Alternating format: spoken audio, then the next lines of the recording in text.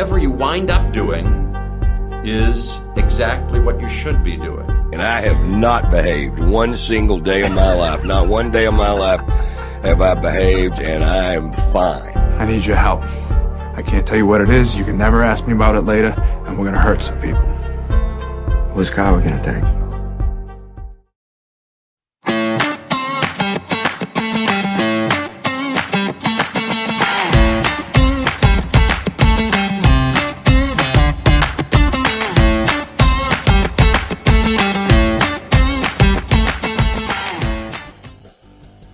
Happy Friday and rabbit. Do you know why I'm saying rabbit? Kim McAllister? I don't know why. Is it Bunny Day? So apparently, I learned this from Garcia Michaelian from KTVU. I have a story. I know your story. From Garcia Michaelian. She taught me a couple months ago. And people know this. This is a real thing. Yeah. Apparently on the first of the month, the first words, now I did it actually this morning, but obviously it doesn't count right now. The first words out of your mouth on the first of the month are supposed to be rabbit, or just rabbit. And you're supposed to have good luck for the rest of the month. And you're supposed to do that. Yeah, it's like a superstition. Do you have like any sort of superstitions? Yeah, I hold my breath. I hold my breath through the rainbow tunnel and make a wish. If you can hold your breath from one to the other, well, some tunnels are too long. No can do. Rainbow tunnel, I'm in. Yeah. I you know what else I do? I don't know why. I don't know how this started. I started doing it when I was a teenager. I lift my feet. To this day, I still do. I lift my feet when I go over railroad tracks. Right? Right. I don't know why I do that though. Do you jump when you get into an elevator? I used to, but Marley hates it when I do that because she hates elevators. But I still do it because I'm a mean mom and I like to see her laugh. I do. What else do I do? I kiss the if it's a yellow light. I kiss the top to like keep me safe through the yellow light as I'm driving through. Really? Yeah. I knock on wood often. Oh yeah, we were knocking on wood. I knock on my head sometimes. Yeah, if wood's not available, I knock on my head, and I feel compelled to do it. Yeah, can't inexplicably. I don't know. If you don't knock on wood, doesn't it feel bad though? Like, I will look for wood. I will search for wood like a banshee. If I can't find wood, I'm I guess my head will do. Yeah. She's looking for wood to touch, people. She's looking for wood to touch. When I smoked, I used to flip. What was it? I think it was like the third cigarette. I used to flip it over, and that was the lucky cigarette. That was the last cigarette that you could smoke out of a pack. Weird smoker superstitions. That was a weird one. Okay. Yeah, the lucky cigarette. If somebody asked you for a cigarette, you could say no if it was the lucky cigarette. You're like, no, I'm sorry, all I have is my lucky. And then you wouldn't have to give it to anybody. I know it's a superstition if you spill salt to throw some over your shoulder, but I don't do that. Oh yeah, I do that, but I never ever know which shoulder, so I usually just do both for luck. I don't really understand that one, so I try to participate, but I think I do it wrong. So yeah, there's just all kinds of weird ones. But yeah, apparently when the month starts, the first day of the month, you're supposed to say rabbit. There's also another one where you're supposed to like leave money or a coin on your front porch. And then it's supposed to bring money to you. Anyways, I just thought that was really, really funny. I'd be willing to try that one. Yeah, like just sprinkle money and then all the money disappears and you're like, what the hell? Why am I losing money? Oh, that's right. Putting it out the door. Yell at people that try to open umbrellas in the house. Oh, I screech about bad luck. And also, I have been beside myself when I've broken a mirror. Oh, yeah. I don't know if I've really ever broken a mirror. But I'm very delicate with mirrors when I have to move them. Mm-hmm. So I definitely do that. What's another one that I won't walk under a ladder? I try not to. Yeah, I try not to walk under ladders. How weird are we? Like, it's all these sorts of things, who right? Beat these into our head that we're doing all these things. What a bunch of weirdos. Well, like Dylan will, the other thing with the umbrellas inside, I think I used to believe like it sucks the oxygen out of the room or something as well. It's just these weird stories we tell ourselves and then we maintain them while we're like in our 40s. You're like, this makes zero sense whatsoever, but I'm going to still do it because. And then I read a story that said, this is a few years ago. I read a story that said people that partake in superstitions or people that are very superstitious are not very smart. Like are not as smart. And the study shows they're not as blah blah blah blah blah. I'm like, whatever, as long as it doesn't hurt anybody and I'm not like, it's not impeding on real life, right? Yeah. Like it doesn't become like a fanatic type of thing where I can't even live my life without doing a certain thing, kind of an OCD type of thing.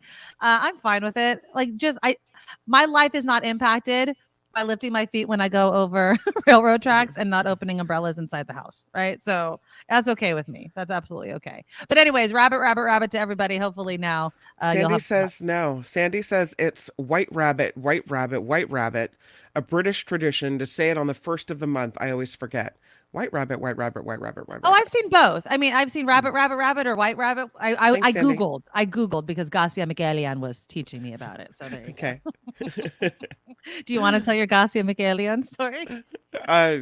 It makes me sound kind of bitchy, I have to say, because everyone wants their name pronounced correctly, right? Right. So I'm filling in for Sal Castaneda doing traffic on KTVU. This is some years back. And Garcia is the anchor at the time. So she throws it to me and I say, thanks, Gasha. Oh, like, no. Gazia. She said, after the report I get in my ear from the director, Garcia wants you to know it's not Gazia, it's Gus, like a snake. Garcia. I was like, what? It's what?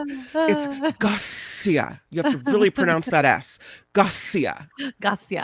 I say her name all the time. It's a fun name to say. Garcia. Yeah. Garcia Michaelian. God forbid you get it wrong. Don't do it. Well, I will say this. As someone who has been called Mickey a million times in my career on air all the time, I get it. I mean, not that I would ever be like mad about it, but I'm just like, it's not Mickey, because that is not a common name. Nikki makes sense though. Right. I don't understand people that default to the most uncommon version of what you just heard, but whatever. So that's like Mickey Mouse. I don't think I've ever met a woman named Mickey, but okay. Thank you. I mean, it's our friend Karen Reed always it's like, hey, Mickey. And I'm like, because she knows, I'm like, geez Louise, give me a freaking break over here. All right. Well, very busy night. It is Friday, though. I had a busy night last night. I was telling Kim before the show. I had back to school night last night, which I am sorry, man. Like, I was getting my steps in. It's an hour and like 15 minutes to an hour and half an hour, and they get you in and out. I was roaming all over the place. My son is part of the leadership team, so he was like selling t-shirts and stuff, so he was actually there. Normally the kids don't go to back to school night, but I'm sitting there after I get home and I'm like, oh, tomorrow's Friday and I didn't have my Friday food set. And I'm discovering that if I want some variety and I want to try different things, I'm gonna have to like make videos on Thursday, because nothing's open early enough. Not everything is at 8:00 in the morning when I would need to go. So I was like, what's around? What am I in the mood for? Something breakfasty, something pastry-ish. Now, I don't know if I've been to this place before. I know I have not tried nearly enough, but I went to the Honey Bakery again. Now, I think I've been there before with you guys. I think. But I've definitely tried something new. Something I thought when I saw it was very similar to my coffee cheesecake. It's not coffee cake, but it's definitely in here. And a Napoleon. I don't know if anybody's had a Napoleon with pistachio. So those are the two things. I'll show them to you in a little bit when we do our Friday food segment. During our Friday food segment, though, I also want to talk about a very serious issue, which is student debt, but not student loan debt, because what is it today? I think the interest starts again for the college student loan debt. This is student lunch debt. And how many of you, either experience it, or I'm of the belief, feed the friggin' kids. Like, I don't understand why students, if there's food available, just they can't feed everybody.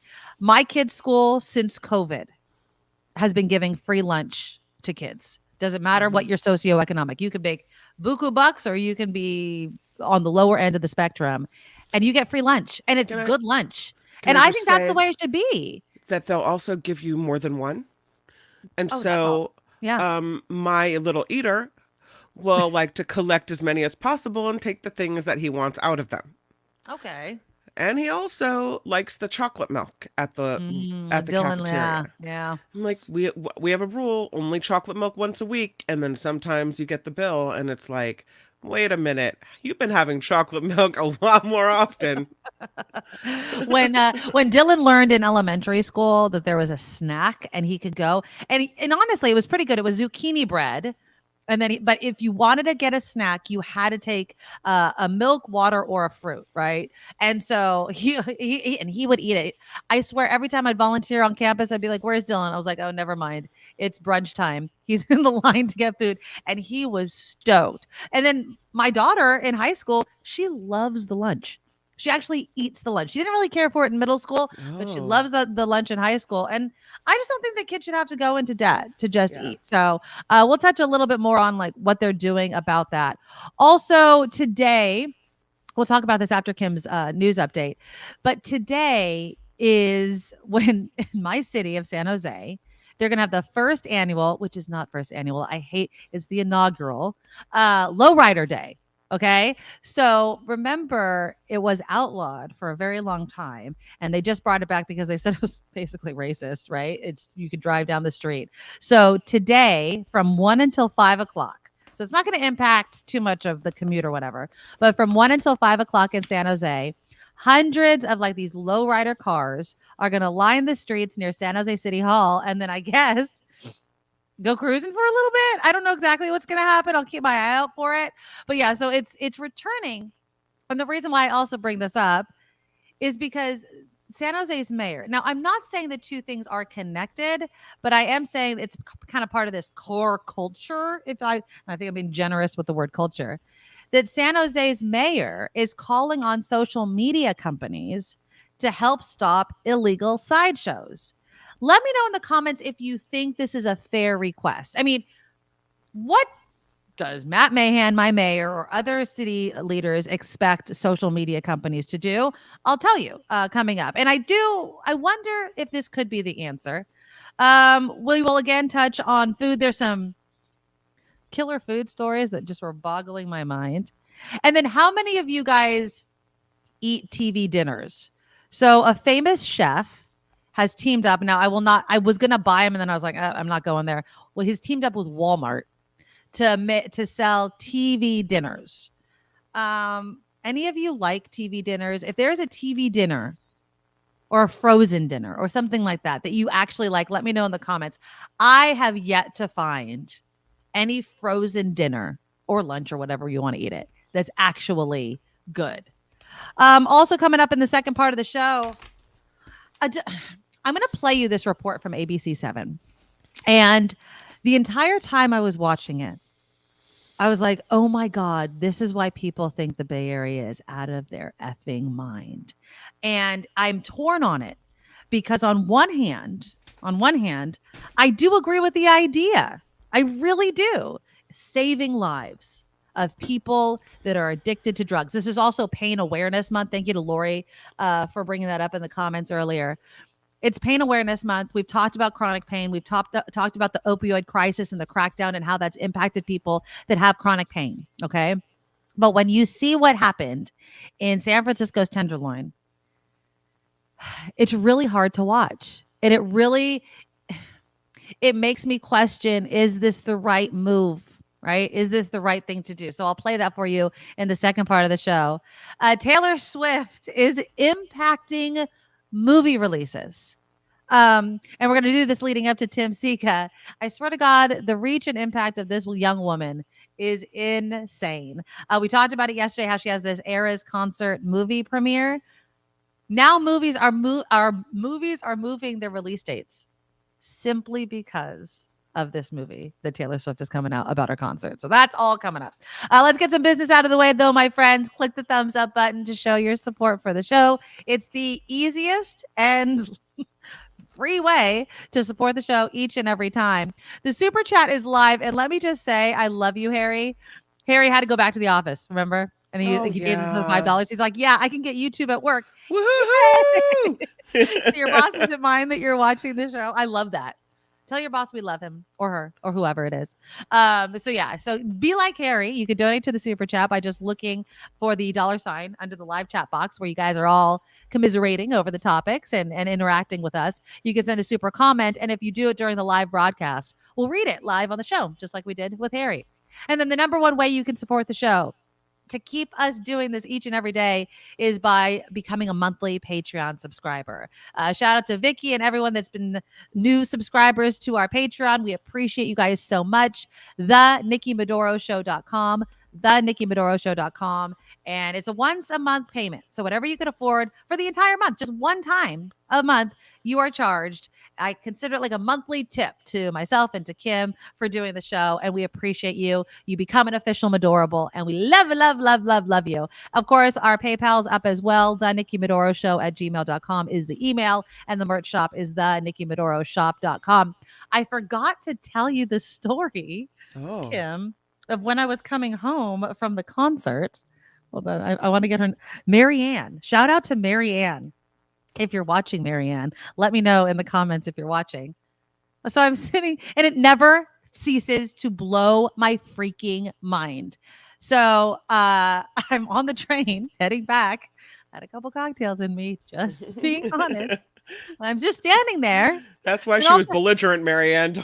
Nothing to see here. Move along. I'm standing there, and this woman looks at me, and she's like, I know you. She's like, but I'm so used to seeing you in a little box because of YouTube. And I was like, oh my God. If you guys see me in public and I'm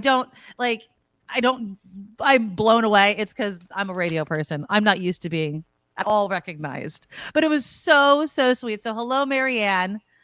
No, it wasn't Mary Jane Square. It was Marianne. The reason why I know is because my husband knows me so well. And this is not against anybody else, but I'm terrible with names. People will say their name to me and my mind screams, and then I have no idea who it is.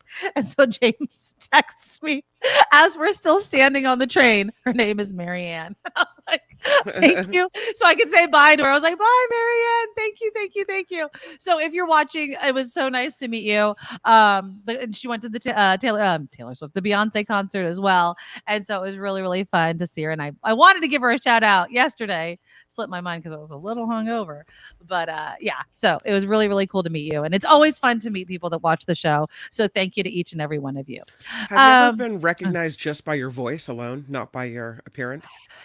I feel like I have, but they always confirm it. I feel like somebody not too long ago said, I heard that voice and I recognized it. Here's the thing. This is going to sound terrible. Depending on what I'm doing, and I think you can support me on this, my voice sounds different, right? So if I'm on KCBS, I'm definitely more serious, right? James calls it my radio voice, right? Because I'm not laughing, I'm not giggling, I'm not getting excited. My voice fluctuates. When I'm doing news, That's my news voice. Yeah. But if I'm doing this show, so sometimes people will hear me like laugh or do something like I know that voice. Yeah. So it's usually something like that. But I don't get recognized visually that often. And when it does, it blows my mind. I was in a bar one time with some of my mom friends. And I'm just standing there watching this band play. And this guy just saddles up right next to me. He's like, you're Nikki Medoro. And oh, how funny. And I was like, I am. And and don't ever hesitate. But if my face is like, oh my God, it's because I don't expect anybody to recognize me at all. I know I'm so serious on KCBS. I gotta be professional. There you go. Okay, let's do some headlines with Kim. When we come back, I want you guys to tell me, do you think social media is the answer to illegal sideshows? Because they're also part of the problem, right? I mean, this is how people find out about them. This is that sort of thing. So do you think that they should also be enticed to be part of the solution? And then how far does that road go? I mean, anything that's posted on social media, they need to immediately remove. I don't know how feasible that could possibly be. But what else besides this could be the answer to stopping these illegal sideshows that are getting and have gotten way out of hand? Let me know in the comments. We'll talk about that and so much more after Kim's news. Now, from around the world to up your street, the Nikki Medoro Show presents News Czar Kim McAllister. Good morning, everybody. You know, we've been talking about Hurricane Idalia this week. Well, she is now a post-tropical cyclone. The National Hurricane Center says the storm is currently moving toward the east-southeast over the western Atlantic Ocean. President Biden is scheduled to visit Florida tomorrow to survey the damage caused by the storm, which hit the state as a Category 3 hurricane when it touched down. A number of missing, or should I say touchdown, or when it made landfall, I should say. Touchdown sounds like an airplane. The number of not funny, missing people in the deadly Maui wildfires is expected to drop into the double digits now. Last week's unaccounted for list released by the FBI included the names of nearly 400 people. Many of them have been reunited with their loved ones since then. In a social media video Thursday, Hawaii Governor Josh Green said there is a big update coming on Friday. You know, you wonder why so many people remained on that missing list for so long, and you forget phones burned, right? People lost. First of all, cell service was down, and then phones burned in the fire, and then landline service was out, power was out, nearly impossible to get a hold of people. So people may have been injured. And they just ran where they could run. I mean, and then how do you get back? It's just chaos is what it was. And so I'm glad that they're locating some of the missing. I mean, it's been a couple weeks now, and you think, God, how could you have been missing for so long? But then when you think about, you know, it's so easy to think, oh, my cell phone's just in my hand, or someone must have a cell phone. You can, but then would you know the right number to call? Yeah. Do you know? I don't. I'm terrible. I know my kids' cell phone numbers, but sometimes I mess up. You know whose number I know is my husband's, which is good. And I know my old phone number at my parents' house because that will never. I know my ex-boyfriend's. I know anybody's phone number that came when we had landlines. Pretty much. I know my in-laws' home phone number because I dialed it since I was 17 years old. But I probably couldn't do their cell phone. In some cases, I think you probably just have to walk into a police station or walk into a fire department and say, here's my name, here's who I am. If anyone's looking for me, please take me off the list or whatever, you know, because you don't know. Gas prices are going to hit record highs this Labor Day weekend. This, according to CNN, the current record for Labor Day weekend gas prices is a mere $3.84 a gallon. Take it. We'll take it here in California. Thank you. Oh, you silly people. That one was set in 2012. Right now, AAA says prices are just shy of that at $3.83. Of course, that's the national average. That is not California, where we're well over $5 a gallon. Donald Trump is denying allegations that he significantly inflated his net worth. Oh, lied about something. You don't did he? say. Are we surprised that people are lying? The former president, in a post on Truth Social, said he is being defamed by New York Attorney General Letitia James, and her claims are false. Letitia James wrote, "We don't need a trial to know that Donald Trump is guilty of lying because we can see it in the documents." Yes, exactly. Proof is in the pudding, my people. Exactly. Letitia James accused Trump of inflating his worth by $2.2 billion in court documents Wednesday, and that was just in 1 year.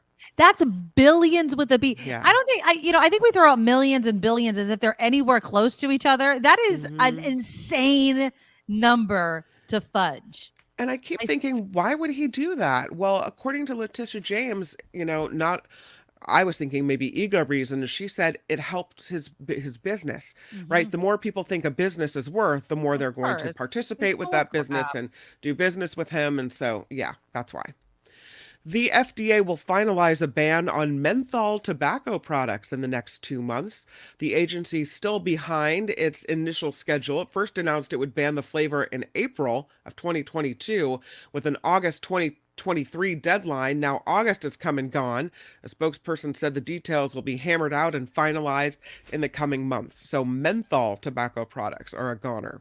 And later this month, when you log into X or Twitter, can we stop saying Twitter now? No, I'm still saying Twitter. You want to know why? Because when I want to go to the damn website, I can type in twitter.com and it still pops up. So when you log in to it, you'll be giving up more personal data coming up. The social media platform plans to collect users' biometric data as well as education and job history. The change goes into effect September 29th. when Facebook asks me for that, I just click skip. Yeah, I'm not telling you. I don't care. I don't have to tell you. Yeah, I tell the apps not to track me. I do all that, but who knows if they're still They don't. doing it? You know, They want to suck your life into their database. Taylor Swift's concert film is already breaking records. This girl, I'm telling you. Swear to God. This young woman, yes. Taylor Swift, The Eras Tour, sold $26 million worth of tickets in one day for AMC theaters. I was one of them. So there you go. That broke the record first day ticket sales for the theater chain that was previously held by Spider-Man No Way Home with 16.9 million. She didn't just break it. She crashed that record with $26 million in one day. Oh, Taylor. Keep going. You're doing great. Exactly.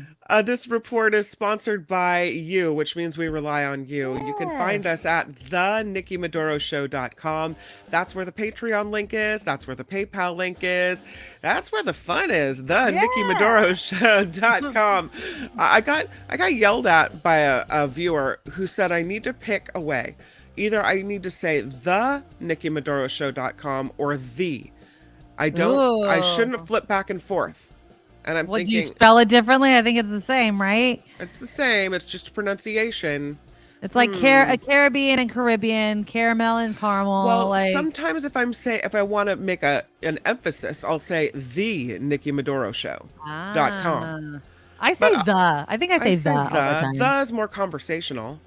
I don't know.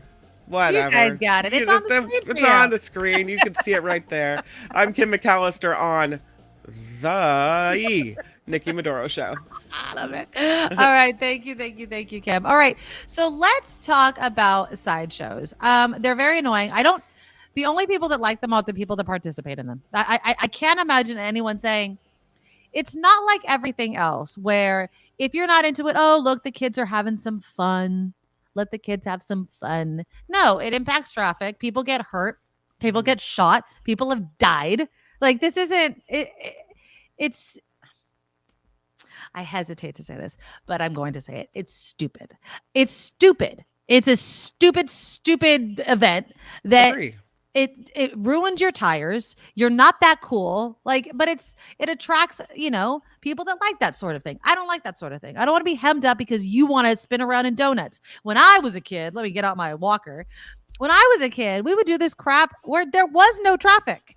There were some hills we used to go up behind my husband's neighborhood, and we would drive around in the dirt. They would be like these dirt hills, and we'd drive really fast. We'd spin around in donuts, and we did that there because we didn't want attention. It was fun for us, and we weren't causing any problems for anybody else. I don't know this mentality of it's only fun if other people are inconvenienced, if other people are forced to watch it. Like, go do what you want to do. I mean, within reason, right? But I shouldn't have to be forced to be part of your event or hemmed up due to your event because you feel like it. Like, that's so freaking stupid. Well, anyways, San Jose Mayor Matt Mahan is pleading with social media companies to do something about it. Here's a little bit of a report from our friends over at ABC7. Show activity is front and center in San Jose. Events have only increased in the past year. After 232 in 2022, there are already 184 reported incidents in 2023. These illegal sideshows have terrorized neighbors and created problems. Look at the intelligent people. Every weekend we have sideshows and it's hurting our community. Se han robado los carros. Cars are being broken into, windows are being broken, and families are not feeling safe. Sideshows are dangerous. They're dangerous to the participants. They're dangerous to the spectators, to the community. SJPD uses different techniques to curtail activity, including citing spectators and participants. But Mayor Matt Mahan believes fault falls on social media companies as well, and he has sent a letter asking them to play a part in finding solutions. We would not stand for people posting videos of themselves physically assaulting people, so why would we support posting videos of people engaging in other dangerous and illegal activity that has literally been involved in events where people have died. Mahan wants sideshow videos removed quickly to help limit numbers of people attending the events. He'd also like to see accounts suspended for 30 days for the first offense and banned permanently if the content continues. Social media expert Ahmed Banafa says a change like this is absolutely possible, and he says these companies have an obligation to promote public safety. This could be a model for other activities that they look at it as an illegal activities. They can just apply the same model to the other activities when they ask the tech companies to take action. We reached out to the social media companies, and while we haven't heard back, the mayor said his office has received positive responses. So we asked him why he believes his plea will make a difference. If people didn't get the likes and the followers and all of the attention on social media, I think we would see far less sideshow activity. People are doing it for the attention, and the social media platforms have a responsibility for cutting off that attention. The mayor hopes the companies will come to City Hall next month to work out a solution that works for everyone. All right. What do you think? Do you think it'll work? I mean, how far do we go down this road? If I share, okay, so we're in the news, right? A commentary business. So if I'm going to talk about something, and I share an example on my social media feeds, does that get me in trouble then? Am I going to have my account suspended for 30 days? Am I part of the problem by even talking about it? Right? Okay, so we're going down the road, all right? All right. Now, I don't mind it, but let me just play devil's advocate for a moment. Okay. Let me take off my mom hat. You put on your cool hat. Put on my free speech hat and say, listen, first it was you can't share ideas that are, you can't share misinformation, stuff that's wrong. You can't knowingly, lie about vaccines or whatever. Then you could, you can't lie about COVID, and you can't lie about elections, and now you can't show videos of this and you can't show videos of that. And I understand the reasoning behind all of it, and I don't want people to have fake information. I'm in the business of giving you real information, right? But where does it end? Where does it end, and how many things are going to be crossed off the list of stuff we can and can't show, stuff we can and can't do? And is that freedom? And I understand the argument that censorship isn't free, or isn't freedom of speech. But I also want to say that this is not, even though it may seem like a public forum to you, these are privately held companies, or even if they're, even if they're stockholders, they're still owned by someone. This is not like a street corner on any sidewalk. This is a different animal. So I get what he's saying, and I get what he's trying to do, and I don't disagree with it. But part of me wonders how far down this path we're going to go, and how many things are going to be banned. And will we ever get to the point where all we're able to say is, have a good day, sun shining today. But the truth Happy is, birthday. I mean, you can text the videos to anybody you want to. There is no inherent right that your video post or whatever needs to be shared with everybody at one time. We're used to it now. This is actually a new thing. Before it was like word of mouth, right? Or and then text messaging and sending videos that way. Now all of a sudden it's like, well, what do you mean I can't post it on social media for the whole entire world to say? Yeah, you can't post it on social media I want to go back to the days where it's just, I know I do this show and I don't fully mean this, but there is an old saying, I wish we went back to cat videos and food blogs, right? On the internet, because everything else is freaking nonsense. It's exhausting. I don't, as someone who shares her opinion all the time, I don't necessarily want to be bombarded with all kinds of crap all of the time. And I don't know. I just feel like if they can at least take the videos down, I don't see a problem with that. I think so too. But I guess I understand both points, and I don't want to get to the point where, we're allowing misinformation to affect elections, or where people are sharing the stuff that isn't true and not getting vaccinated, and they end up dying because of it.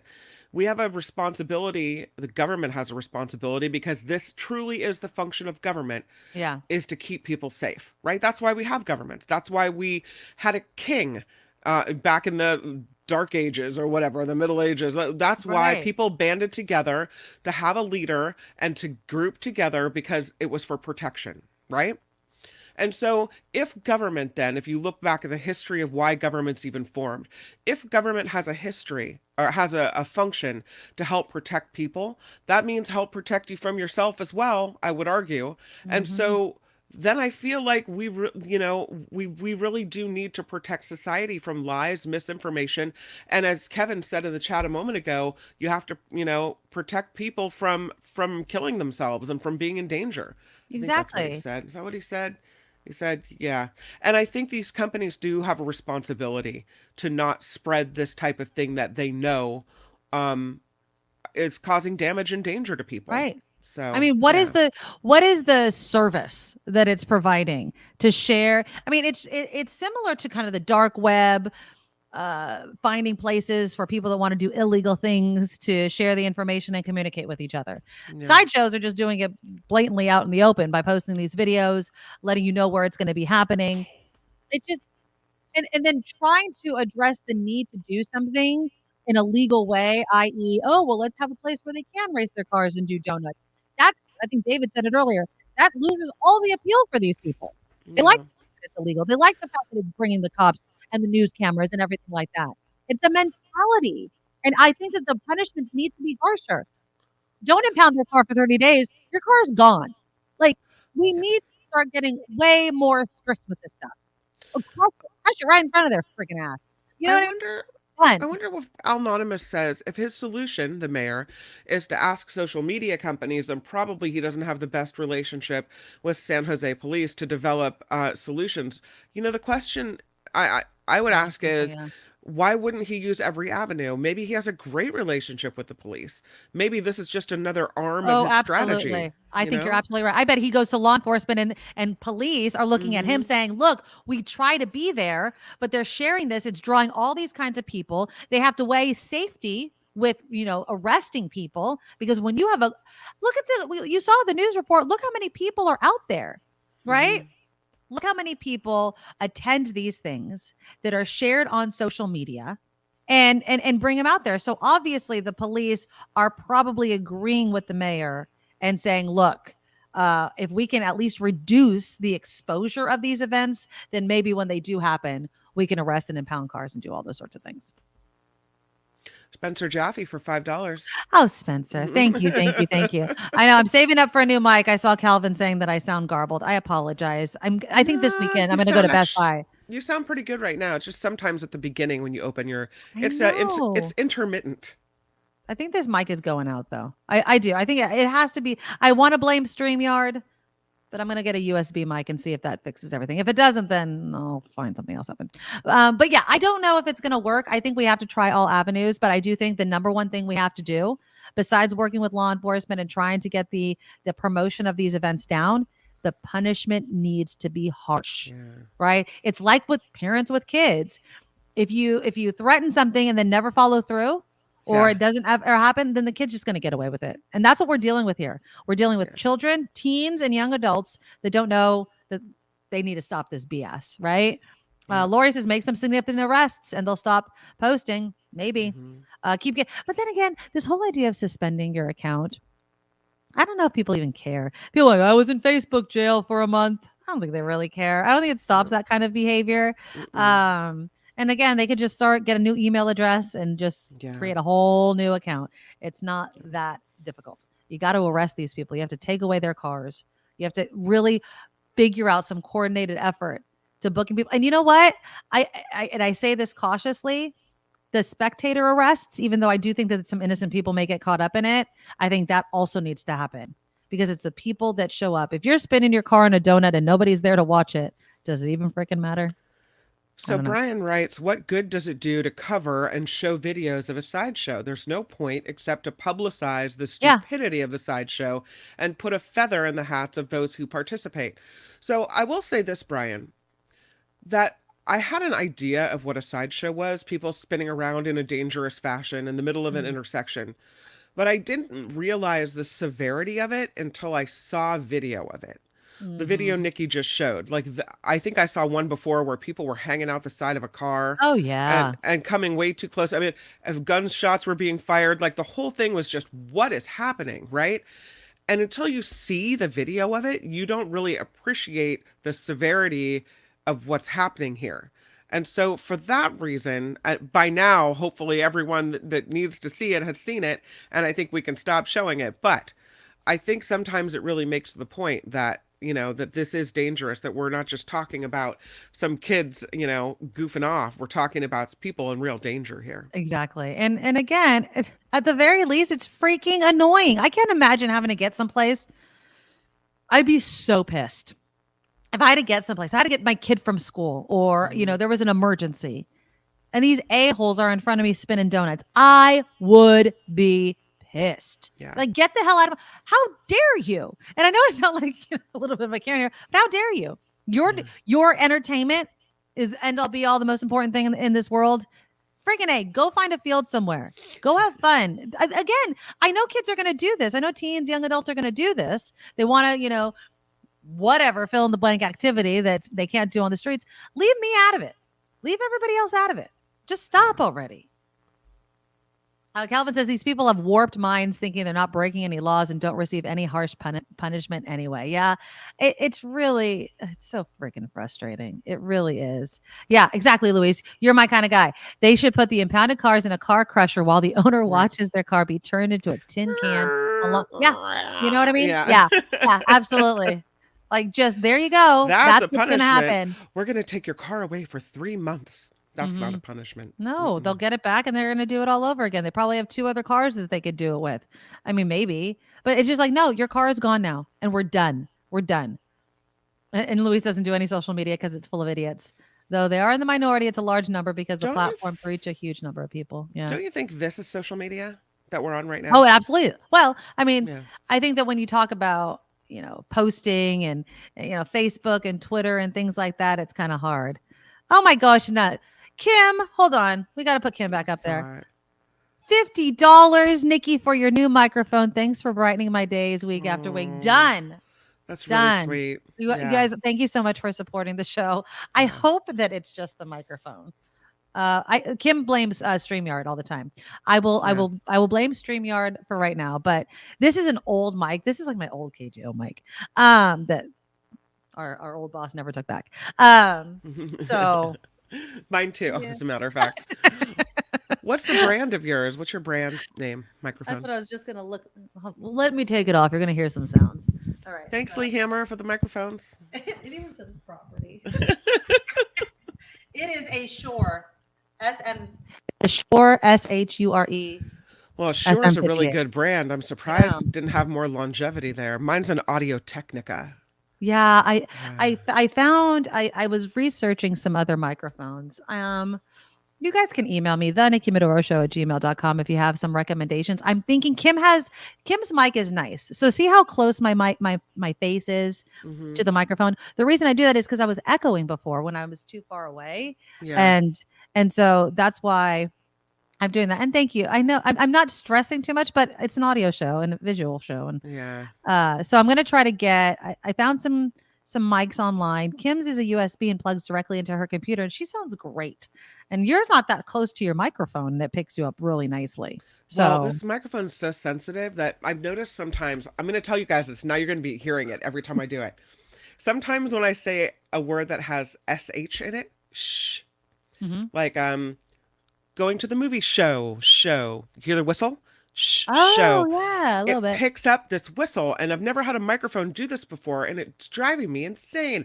So now every time I say a word that has an SH in it, you'll hear me mispronounce it because I'm trying not to whistle. It didn't happen that time, but now I'm going to hear it all the time. But anyways, I'll get one over Mike, and thank you, Kim, so much for the donation to the show. That's really nice. I really do appreciate it. Okay, let's switch gears because I'm just sitting here. I'm out of coffee, so I'm not going to have any coffee with this, but it is Friday. So let's do our Friday food segment. It's breakfast time.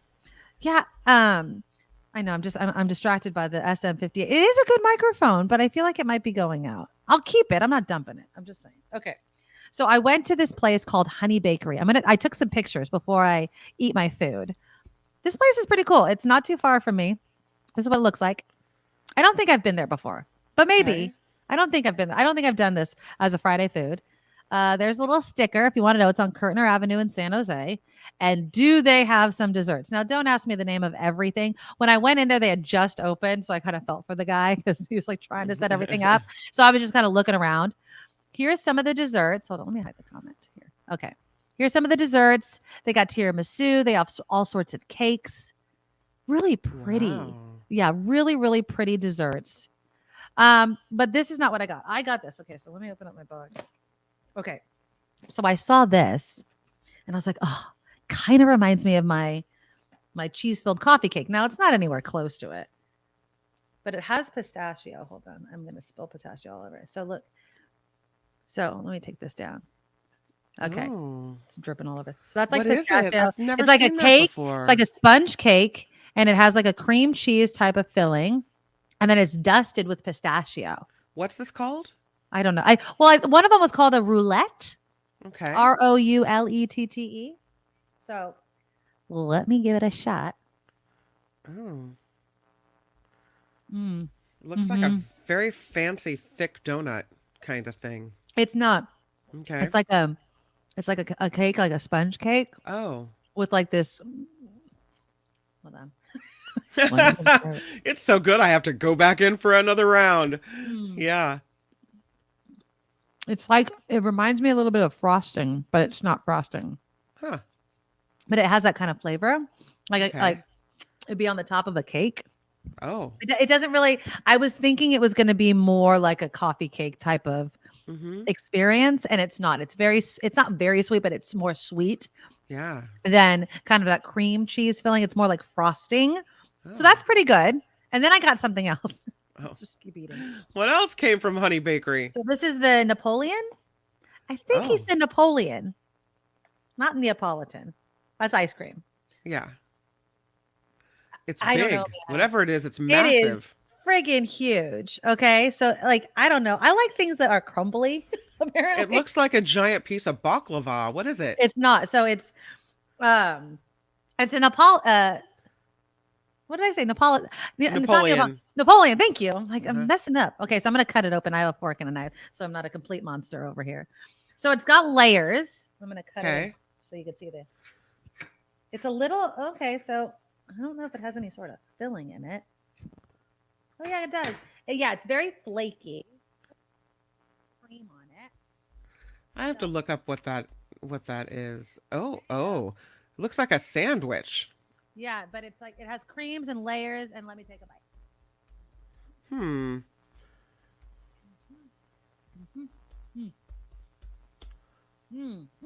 Yeah. So the cream in that is more like the cheese-filled coffee crumb cake, not so sweet and frosting. I have so many crumbs on my computer. That's really good. Yeah, and it's dusted. I don't know what it's dusted with though. Again, the guy was really busy, so I couldn't really ask too many questions. But it's got like lots of flaky layers. It's called, in addition to being called a Napoleon in North America, in France, the translation is 1,000 sheets. Because it has so many layers. It's known by the name Napoleon in North America. They call it a vanilla slice in the United Kingdom. And a custard slice is a French dessert made of puff pastry layered with pastry cream. So this is all similar. Mille feuilles. I can't, my French, sorry about that. Yeah. 1,000 sheets is what that they makes call sense it. because it has all those layers. Golden puff pastry layered with cream and jam. Is what you're eating. It's bomb. Yeah, I think out of the two, because I don't really want to eat cake, the other one reminds me like of a birthday cake. The cream, like frosting. It's really good. Natalie, I don't want to butcher the name, Sangak flatbread. It's all over there. I did not get any. So, but I did research that. It's like flatbread. It's not naan. Sangak, I looked it up. It means little stone, and I think that's what they kind of bake it on or something like that. And so that's next. But I wanted something like breakfasty, so I didn't get that. But it's really good. Yeah. So it's Honey Bakery. It's on Kirtner. It was really, really good. But yeah, I'm still kind of looking for a yummy type of coffee cake. I made some before, remember? But in the morning, if I'm going to indulge in a pastry, which is just like sugar and, all that kind of crap, I want it to be not savory so much, but like something that's really good coffee. Yeah, that'd be good. Is it Persian? I don't know if it's a Persian place, but it does have international foods there and desserts and pastries and all sorts of things that I had no idea what they were. So next time I go, and I wish they had like a menu and not everything was labeled, but very cool desserts. Oh, they have something. Oh, hold on. Let me see if I have the picture of this. My husband and I went to the international, hold on, let me see. Here's a dessert. I didn't even put all the desserts in. Hold on. Because they had so many, but this is one that my husband picked up while I was shopping at the international grocery store next door. So good. It's crispy. These are crispy. It kind of reminds me of like a funnel cake, but it's sticky, and I think it's honey or something's on it. Oh my God. The minute I bit into it, I'm like, this is delicious and cannot be good for you. It is way too delicious and fried. But those are really, really good. But beautiful desserts. Like, look at this. It's like a little, like, it kind of reminds me of a flan, but I'm sure that's not what it is. Like a little dessert cake. They have these really cute cookies and macaroons. Like, there's a way to pronounce that word properly that I never ever do. But the Honey Bakery and Cafe. It was bomb. It was really, really good. I looked up their Facebook page. These people are incredible. Mm-hmm. I just want to go back to the first picture. This is their song. Okay, that looks amazing. That's a flatbread. And then this isn't what you got, is it? This looks amazing. It looks amazing. That was not there, I don't think, when I got there. Yeah, their desserts, their pastries, everything is so intricate and designed, and you could definitely tell. I believe it's a family-run place. It's a small business, so I would imagine that. It's really, really yummy. I don't know what type of writing this is or what culture this is. Happy Nowruz. New Roz, Happy New Year. Maybe I don't know what, but that's what's on their Facebook page. And then, oh my goodness, yeah, they do a lot with the pistachio powder. Yes, a lot of pistachio, and it's Persian. Vicky says so. It's Persian. Yeah, it's so good. Okay. Well, you know what? That looks amazing. I wish that we had this where I live. This looks incredible. Do you have a lot of like international type of places in Petaluma? I'm never up in your neck of the woods. So we have some really good restaurants. I don't think we have really good bakeries. We have a couple French bakeries further north of me that are, look at that. What is that? That looks amazing. Kind of reminds me of like a pumpkin roll, but it's obviously not pumpkin. They write, live the life you want. And they post this picture of these weird little red rolls. Eat it. Just eat it. Live the life you... Oh, good morning. Look at that cake. Looks great. Okay, these people have talent up the wazoo. This is great. Mm-hmm. Those look actually, like from a distance, look like sushi or something, I could all spend these forever desserts on this. This is my new favorite Facebook page. I'm just going to bookmark it and keep going back. Look exactly. Square says, wow, too good looking to eat. Yeah, it's so pretty, right? Yeah. Anyway, you go on pretty. and on. So yeah, the Honey Bakery in San Jose. Cafe. Yeah, it's we have a lot of here is Italian restaurants. Okay. Really good ones. Really good Italian restaurants. All right. I guess I think I'm just a little bit spoiled. I think, depending on where you live in the Bay Area, I think we're really, really spoiled. Mm-hmm. But we have and of course, I love people that ask me these questions. And I love you, Karen. I know that you just are asking. Peter's Bakery, off Alum Rock, absolutely so good. There's Dick's Bakery. There's all sorts of. I'm really trying to watch how much pastries I eat, just to let you guys know. Oh, to cool it on the bakery there, my friend. Well, the problem is, I love having the show at this time, but again, I think I'm gonna have to start thinking about what I want to eat on Thursday and make videos, and then like show you the video because I can't keep having pastries. And I'm sorry, breakfast foods. I know, Karen. Yeah, Dick's closed. That was the one. Dick's was the one. Was that the one near Hamilton? Or I have that mistaken with the other one? I don't know. Meridian near Hamilton, right, Kelly? I think that's the one that I was thinking of. And they had the burnt almond cake, right? That's what Dick's was known for. I'm pretty sure. Yeah, it was really, really good. Apparently, I'm a big idiot for not realizing that was Persian writing, and it was Persian. It's Persian, definitely Persian. Persian. Kim, come on, Persian. Well, here's a different question for you, Kim. Did you ever go to Mr. Magoo's? Do you know what Mr. Magoo's is? I did not like that place. What is it? Is it Italian or something? It's gone now, but it was this kind of brunch spot in a weird little building, and it wasn't very nice inside, but people loved it. It's old Petaluma. It's where all the ranchers used to go for breakfast, or for, on a weekend breakfast. But I always felt like it was a little dirty in there, and I never liked it. I went there once and never went again. Murphy, what did she say? If anyone is looking for burnt almond cake, that now that Dick's is gone, C'est Bon has one now at Blossom Hill and Cooser. I do like burnt almond cake. That is good. But again, like every time I talk myself into eating something like that, I talk myself right out of eating something like that. Like these pastries were delicious. I'm not finishing these pastries. Sorry. It's really God. See, that's where you and I differ. Like, if that's good, it's in. So see what's going to happen though is I'm not eating it anymore because I'm going to continue talking, and then it's just going to sit here, and then I'll be satisfied. See what I'm saying? Like, I love that. See, if I could just stop when I'm satisfied, but if it looks like that, I have a problem with stopping at the satisfaction. I'm all in, my friend. You are full between touching woods and keeping going. I just love you. I love you this morning. All right. Guava cake. Oh, we clicked on the same one at the same time. I'm like, guava cake. Yeah. And Karen, I swear to God, I need another cup of coffee. I'd probably keep eating this if I had my cup of coffee right now. No, I will not give it to the dog. This damn dog begs for all of my food. And because he's so adorable, I keep feeding him food that I should not be feeding him. So no, Nugget does not get any of this. Dick's Bakery on Hamilton burnt almond cake is the best. Yeah, but it burned down.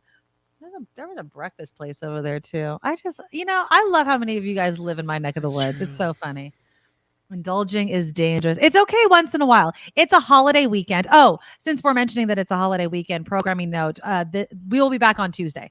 I will be, if you are missing the sound of my voice, I'm working on Labor Day up in San Francisco. So you can listen to me there. And Mark's off after Party Live. Everybody's taking some much needed time. Yeah. So we'll be back Labor Day will Tuesday. Be a dark day here on the Medoro Thompson after party lineup. Don't worry about me though. I'll be working. And it was like one of those things where I was like, I need the money. I was like, okay, I'll go work on a holiday. It's fine. It's fine. So I was remiss in not saying that we do have this bakery called Della Fattoria. Ooh, okay. And it is a bakery renowned for bread. They bake the most interesting, lovely bread. And I think it was like when somebody went and rated all the bread, and it came in, very highly ranked on this bread survey. But they also have other things there. They have an amazing lunch there.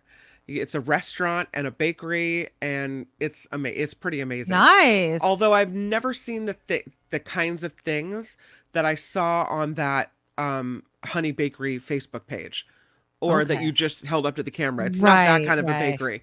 It's more of a bread. I think they have some sweets, but it's not. Is it kind of like a little boulangerie or however the hell you pronounce that word? Yeah, kind of.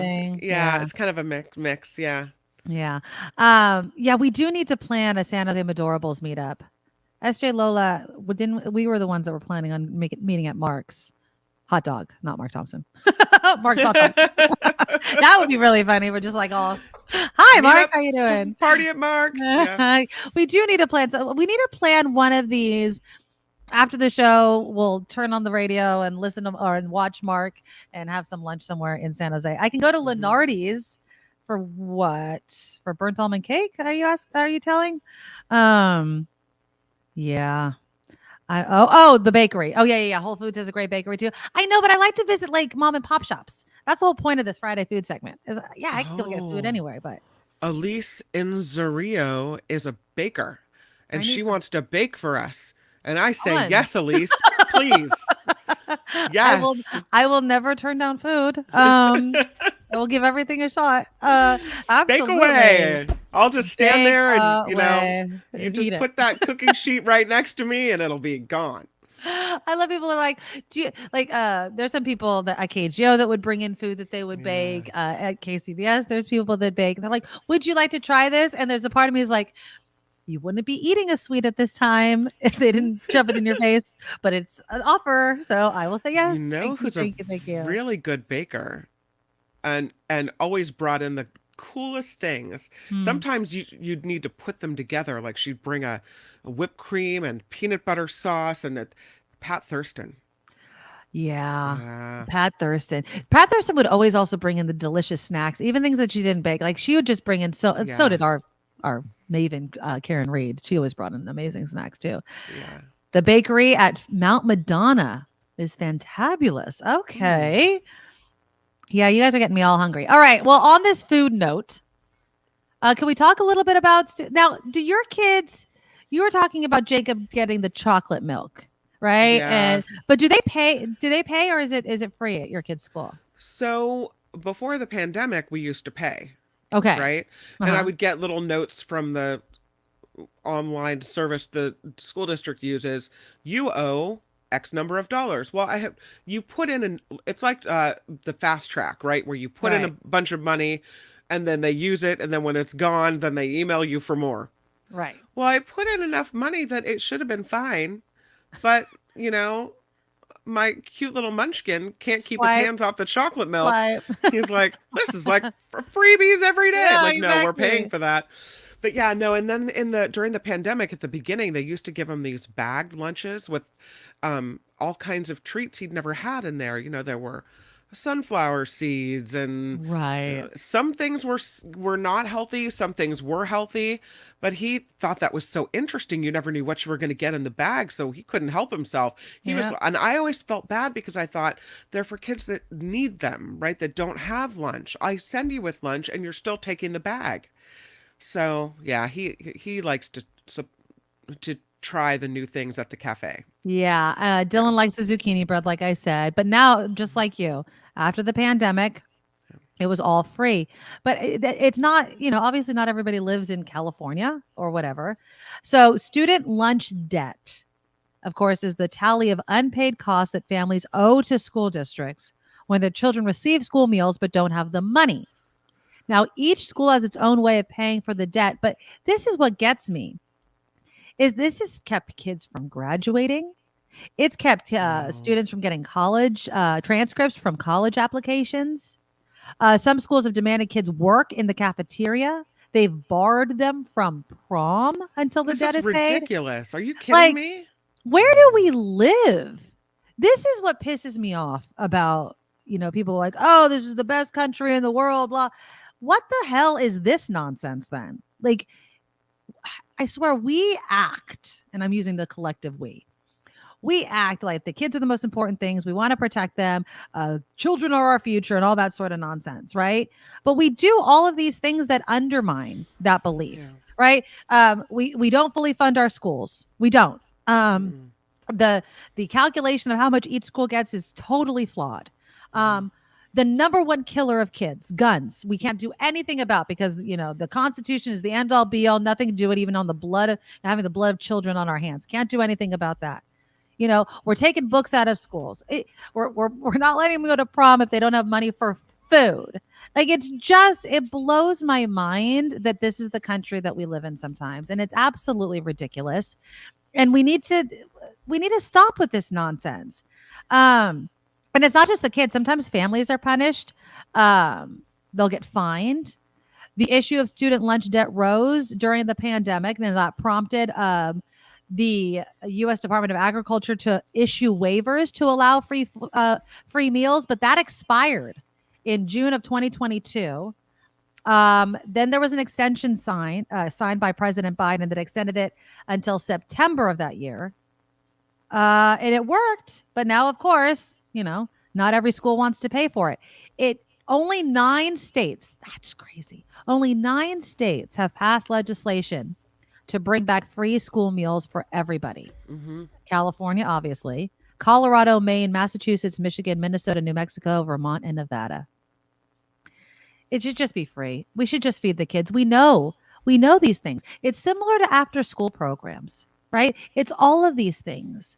If you feed kids, they can think better, right? They do better in school. We know this.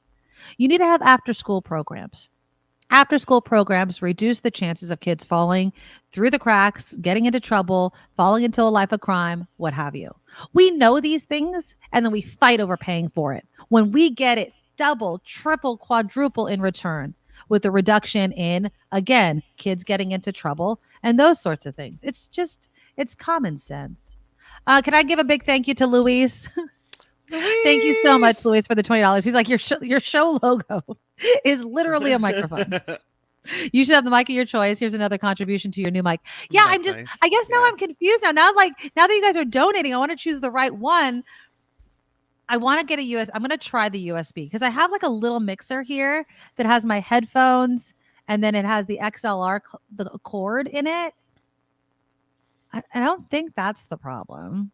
Right. But maybe I should just try it more directly into my computer and try it that way. Sean Daly just bought a really nice microphone. I think you need to ask him what he got. Okay. Do you know if it's a XLR or a USB? I don't know, but I covet it. It's really nice. I covet it. Uh-huh. All right.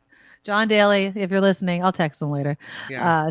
I mean, now that I have donations, I really like the pressure is on to find the right microphone. If I get a microphone and I'm still garbled, then I'm totally blaming StreamYard and there's nothing I could do it. Now, Calvin, the Nikki Medoro Show at gmail.com. Send me directions on how to do that. He's like, check your computer software too. Diagnostic tests. All of those words stress me out. So send me directions. It's like, I have no idea. Okay. What else? Oh, I had a couple more food stories though, to move off of the student loan debt. Okay. You ready for this headline? Okay. Woman is hospitalized with brain swelling. And do you want to know what she did? This is the weirdest thing. She sniffed super spicy chili peppers. So apparently she's recovering in the hospital 6 months after experiencing severe brain swelling from sniffing a super spicy chili pepper. It happened in February. The 25-year-old woman was helping her boyfriend cook dinner for his parents in Brazil. It took a turn for the worse after she sniffed a pickled goat pepper. Ooh. Now, apparently that has a Scoville rating between 15,000 and 30,000. And she rubbed it on her nose. So maybe like she was sniffing it and she, like you just bring it up and you touch it. She apparently fell ill with an itchy throat, was rushed to the hospital. Can you imagine? And then they revealed that she had suffered swelling of the brain and they believe it was an allergic reaction to the pepper. Wow. It was so severe. She was in a coma after sniffing this chili. Her mother had pointed out that her daughter did have a pre-existing condition, including bronchitis and asthma. I did it just the other day. Now, this is not anywhere close to the same thing, but I was making, I had some fresh jalapenos. And so I was making kind of like a noodles, shrimp. And I was like, you know what? I'm going to throw some jalapenos in there. And I diced them up and I put some garlic and I was just kind of frying them up a little bit before I put in all the other ingredients. And the steam got into my face with the jalapenos and I started coughing. You don't think of it, but like it's releasing something, right? Right. And so you got to be really, really careful. Now, I don't know if it was a typo. They said it was a goat chili, not a ghost chili, but maybe they meant goat. Ghost, not goat. But they called it a goat chili. And ghost chilies are extremely hot. I would never eat one. They have that, what is that? We talked about it before, the hot ones or whatever, where celebrities answer questions while eating spicy chicken wings. I would not do that. And I love spicy food. One more insane food story. Do you like grapefruit juice, Kim McAllister? Not just, I don't really care for the taste of grapefruit. I don't like the taste of grapefruit. Grapefruit juice. Maybe if there's booze in it and a little club soda. Is it a Greyhound? I think a Greyhound is grapefruit juice and vodka. I think I'm right about that. There's sparkling water that's grapefruit flavored. That's pretty good. But I do not like grapefruit at all. But anyways, apparently there's new evidence. No, okay, I'm finding this on some news sites, so don't come at me, all right? That grapefruit juice, when taken with certain medications, can potentially be fatal. Grapefruit my husband can't have it. Oh, really? Yeah. So apparently it has a couple chemical compounds in it that can enhance or reduce the uptake of certain drugs in the body. And that obviously, if it's altered, could kill you. Yeah. I mean, I just think that the fruit ruins everything. That's all you could friggin' taste if you put grapefruit in anything. But no, I don't particularly care for grapefruit juice. I would never ever try that. Karen's like, yes, I knew you were going to say that with booze. Yes. Grapefruit juice and vodka is a Greyhound, I believe. Oh, grapefruit juice and OJ plus tequila is a sunrise. Okay, there you go. Yeah, I think it's contraindicated with heart medication.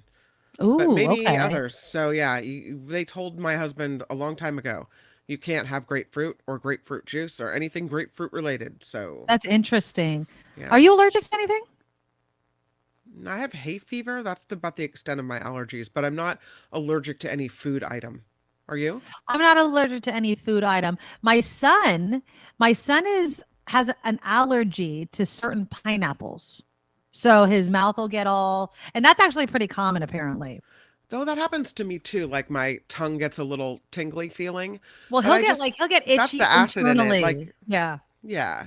Well, he gets when he was a baby, I want to say 2. I could see it clear as day. We're in the kitchen and we're kind of having like this little drum thing with my son, and my husband are playing the drums. And all of a sudden, Dylan keeps going like this after he's hitting the drum a couple of times. He's not crying about it, but he's just like kind of rubbing his arms. And I'm like, why is he doing that? And James was like, I don't know. And he had eaten, and I contacted the doctor, and she had said that sometimes certain pineapple, and it's all, by the way, it's not all pineapples, it's certain pineapples, can give you kind of an itchy feeling, even though there's nothing on your skin. It's just this kind of reaction. I think it's also in the mouth as well. Yeah, Kim says, I love pineapple, but if I eat too much, my mouth gets torn up. And I think it actually not erodes, but it kind of eats. It mixes with the saliva, and it kind of eats at the inside of your mouth. Yeah. So yeah. And then Lori with something to keep in mind: grapefruit juice and birth control pills can be a problem. Wow. I didn't know about that. That could be dangerous. That could be really bad. And then finally, how many of you guys like TV dinners? Is there a frozen God, I haven't had a food TV dinner since I was little. Or just a frozen meal? It doesn't have to be like the traditional like meatloaf, but is there a frozen food meal that you like? Annie's, what is that? Annie's, whatever. There was a Annie's frozen burritos. Does that count? Well, Annie's, but they had this red Thai curry frozen food that I used to eat all the time when I worked at KGL. It was pretty good. I bought it like a couple months ago. It's not as good as I remember it. I don't think I've found, besides frozen pizzas, I don't think that there's anything frozen like that that's a meal that I particularly like. Yeah, Annie's is out of Petaluma. Yep. Do they still have that drive-through? They have 2 drive-throughs. They have one in Corte Madera, and they have one in Rohnert Park. But yeah, Annie's is good, but I wouldn't call that TV dinner. So if it's a frozen food in a box, that's not necessarily TV dinner. To me, TV dinner is when you peel back the film or the foil. Well, there's film on the Annie's Thai red curry. And there's a little spot. You got a spot for mashed potatoes, and you got a spot for your carrots, and you got a weird soupy looking dessert that no one knows exactly what that is. And you have some type of mystery meat, and it's all laid out for you like a little meat. Like, remember the old TV dinners, right? Yeah. Yeah. Otherwise, it's just frozen food. Like I Stouffer's pizza. I had those growing up, or Stouffer's lasagna, right? Lasagna in a box. Oh no, I take it back now. Stouffer's lasagna. Yeah. Done. Do not make lasagna. I don't know why anybody makes. And I'm speaking as a half Italian over here. I am telling you, and maybe I should lose my Italian card for saying this. Lasagna is kind of it can be a pain in the ass to make, right? If you make everything fresh.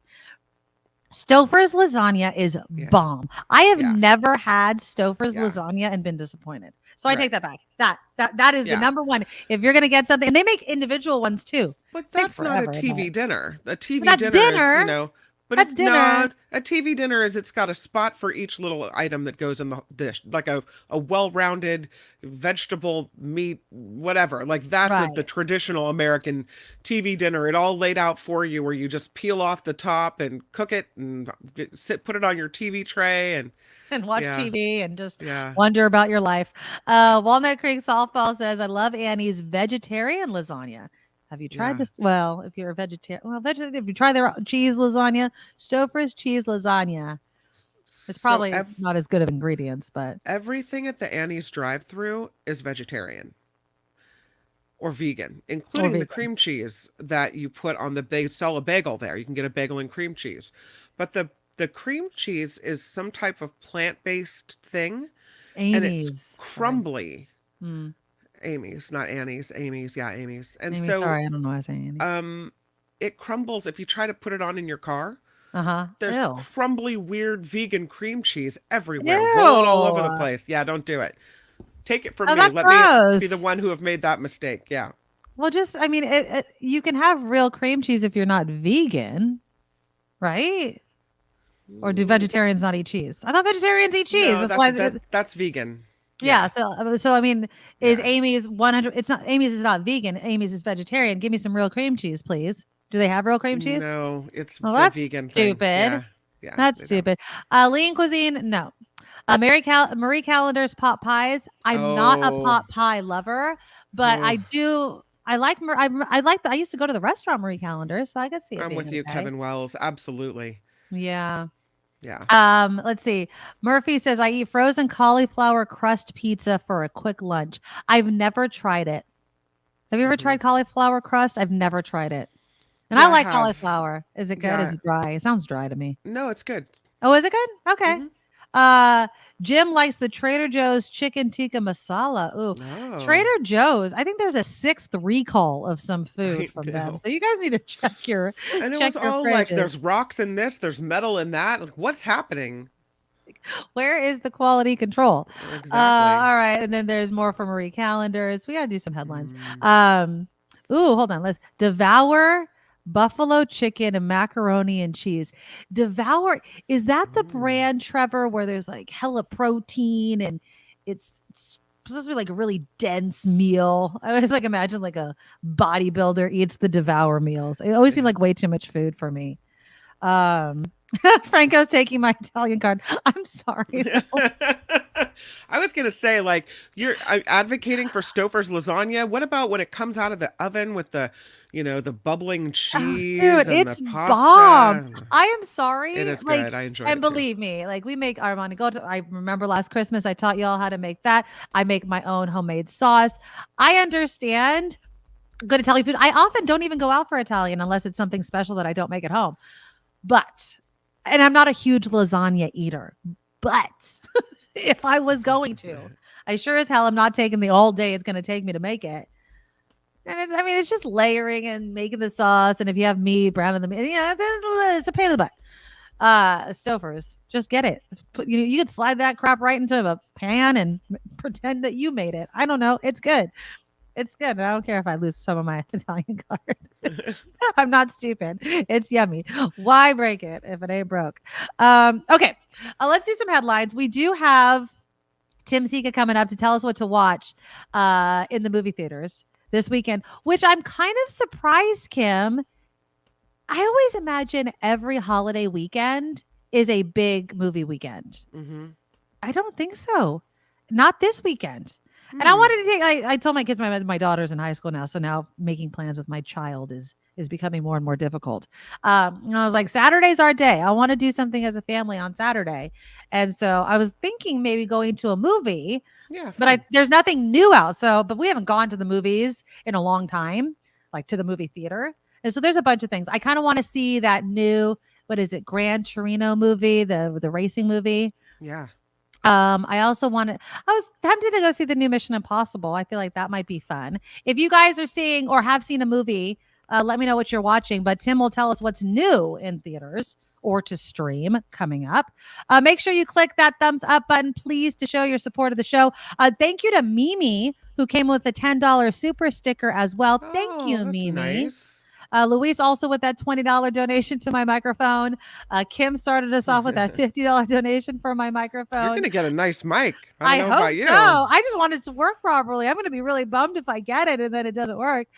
Spencer with a $5 donation, and Harry watching at work. Hi, Harry. Hi, boss. With the $5 donation as well. So thank you guys so much. Just look for the $sign and you could donate to the super chat as well. We'll do some headlines. We'll check in with Tim Sika next. Now, from around the world to up your street, the Nikki Medoro Show presents News Czar Kim McAllister.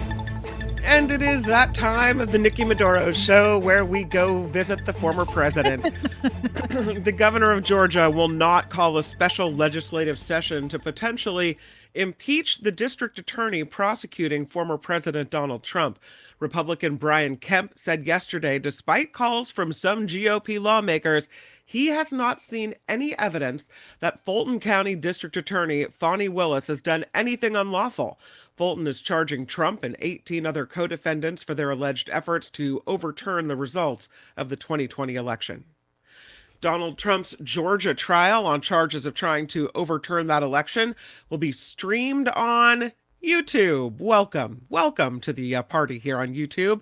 The judge presiding over the Georgia indictment of the former president ruled yesterday all of the court proceedings will be live streamed on the court's YouTube channel, this following requests from media outlets to allow cameras into the courtroom. Let me ask you, do you think this is bringing... And I know that this has nothing to, honestly, this isn't political. He's accused of breaking the law. If you break the law, it doesn't matter if you're a president. It doesn't matter if you're running for president. You should be tried, and if found guilty, convicted, right? Yeah. But do you think that this is getting kind of this Hollywood treatment, kind of playing out in the court of public opinion, and it's not that it's going to lose its seriousness, but I kind of feel like we're sinking. I want it on YouTube because I want him to be held accountable, but I also think that he wants it on YouTube, even though he claims he doesn't. Like, similar to sideshows. Yeah.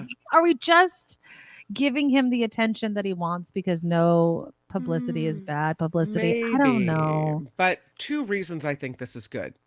Reason number one, we are all victims here. The entire country has been a victim, in my opinion, of this person, and trying to overturn the will of the American people means that we are all victims in this case, and therefore I think we should all watch it. Also, there will be people that will say, they railroaded him, and it's a political witch hunt, and these will be the people that haven't seen the evidence. That didn't watch the hearings. I mean, are the people that need to watch it going to actually watch it? I think so.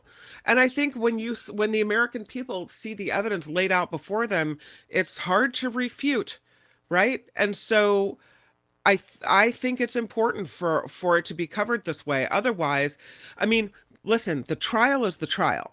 Yeah. The evidence is the evidence. Yes. Now you can go to Fox News and they'll spin it one way. Now you can go to this station and they'll spin it the other way. But if you're watching the trial and you're looking at the evidence, it's not, this is no spin. This is what's presented to you. I think it's very important for the American people to be, that's a good point. To look at what the evidence is.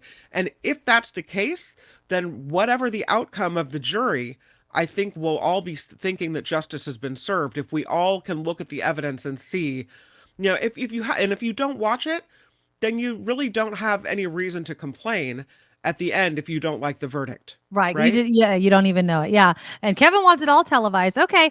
If and when it's televised, if it airs during our show, we'll watch it together.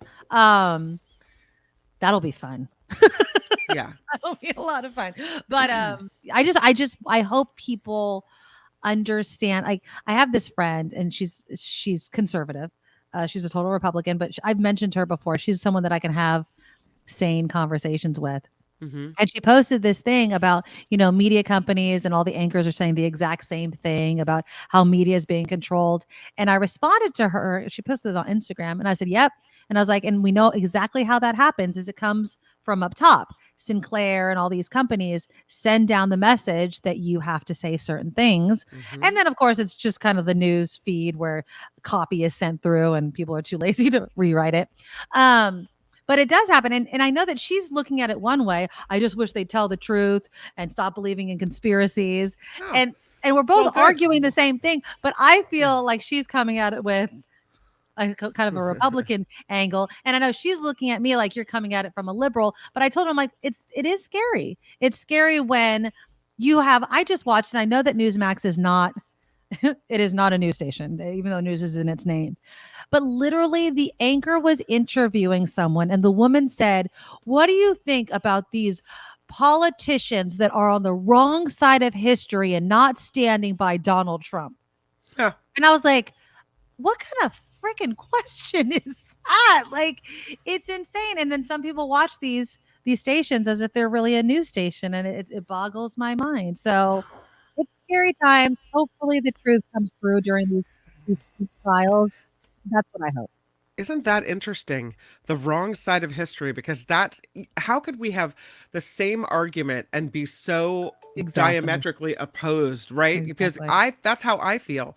I feel when history looks back at what happened here, they're going to see people like Mike Pence and Liz Cheney and Raffensperger and all the rest who stood up and said, this is not right. This is not how we do in America.